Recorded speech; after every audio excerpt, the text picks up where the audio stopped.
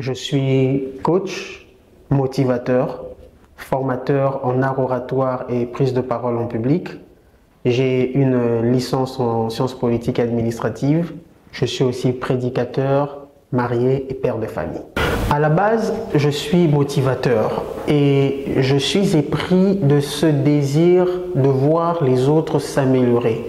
Et l'on m'a fait souvent remarquer que j'étais très éloquent, je savais parler, je savais m'exprimer sans m'en rendre compte.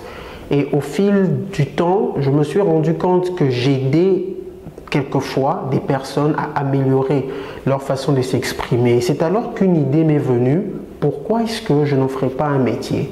Pourquoi est-ce que je ne me spécialiserai pas dans ça pour ne pas le faire de manière aléatoire, de manière hasardeuse, mais plutôt de manière consciente et volontaire.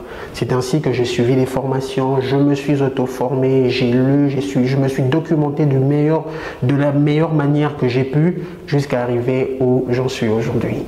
Vous savez, la formation en prise de parole en public ne date pas d'aujourd'hui. Peut-être que certaines personnes pourraient le penser avec l'émergence des réseaux sociaux, la résurgence des coachs, ils pourraient penser que c'est récent. Non, la formation à l'art oratoire remonte à l'Antiquité. Déjà dans l'Antiquité grecque, il y a 2500 ans, un homme comme Démosthène formait les gens à bien s'exprimer. Dans l'Antiquité égyptienne aussi, il y avait des écoles informelles, certes, mais qui formaient les gens à bien s'exprimer devant le public. Donc, c'est une activité qui est essentielle. Aujourd'hui, par exemple, je vous donne un exemple. Vous pouvez avoir la compétence, vous pouvez être compétent, mais si vous ne savez pas expliquer, vous ne savez pas décortiquer ce que vous pensez, personne ne vous comprendra. Et vous pourrez rater même certains emplois et certaines autres opportunités. Donc, savoir s'exprimer, savoir exprimer sa pensée, savoir se faire comprendre et convaincre est une compétence essentielle à la vie parce que la parole est la genèse de la vie. Très souvent, les gens confondent rhétorique et prise de parole en public. Il y a une nuance. La rhétorique, c'est savoir s'exprimer, savoir parler, savoir articuler les bons mots de la meilleure des manières. Mais la prise de parole en public englobe la rhétorique, c'est-à-dire il y a d'abord la gestion des mots, savoir utiliser les bons mots, donc la rhétorique, s'exprimer de manière à plaire, de manière à convaincre, de manière à attirer l'attention et se faire comprendre. Mais ça ne s'arrête pas là. Il y a aussi la gestion de sa voix et aussi la gestion de la posture.